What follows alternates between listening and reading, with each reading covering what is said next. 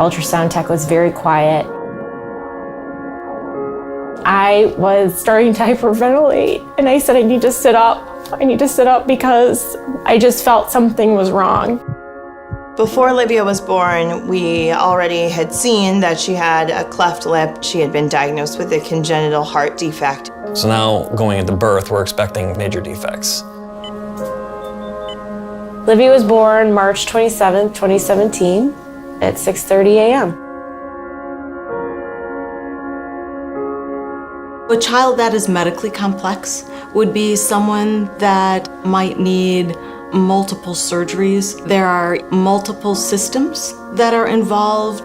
For a patient as medically complex as Livy, and all those things can add up to cause problems with feeding and growing and developing and doing the things that normal, typical children do.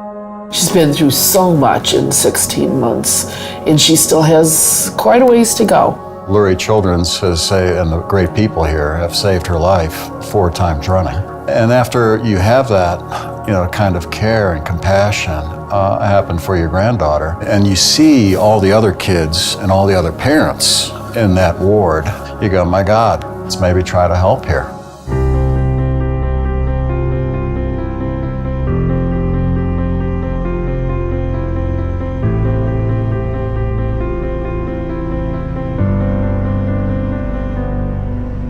Our mission is to help babies born with multiple health challenges live their best life outcomes through early life care coordination.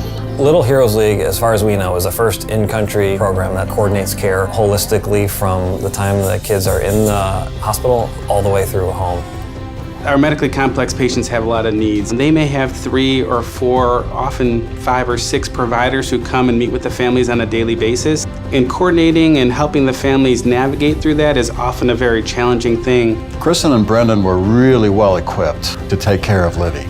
That's not the case in the vast majority of the cases. We have transportation, we live nearby the hospital, we're able to clearly communicate with the doctors because our first language is English. We didn't see that with a lot of the parents and families without anybody to advocate for them on a daily basis. I remember her first discharge paperwork being like pages and pages of follow-up appointments, medications, and I was like, whoa.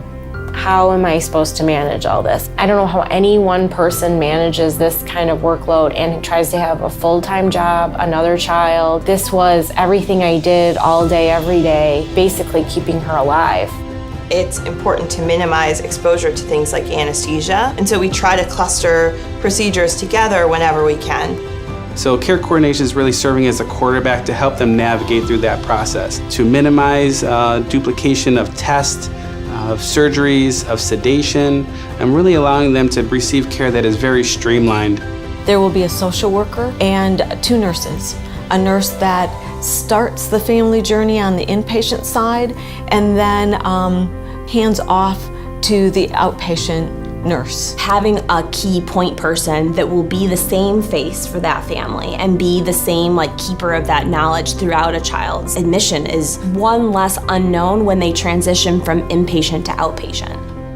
I'll gladly take the brunt to give them more time with their child so they can concentrate just on their baby and the good stuff, the fun stuff, not always the medical stuff.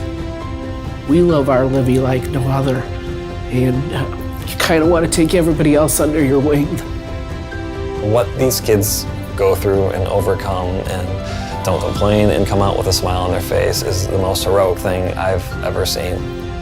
So we want to help as many kids, as many families as we can thrive and live their best lives. We've seen Livy's when her care is coordinated. She's living her best life. She's at home thriving. Knowing the impact it's going to have on people is going to be so tremendous and life-changing for both kids and families forever.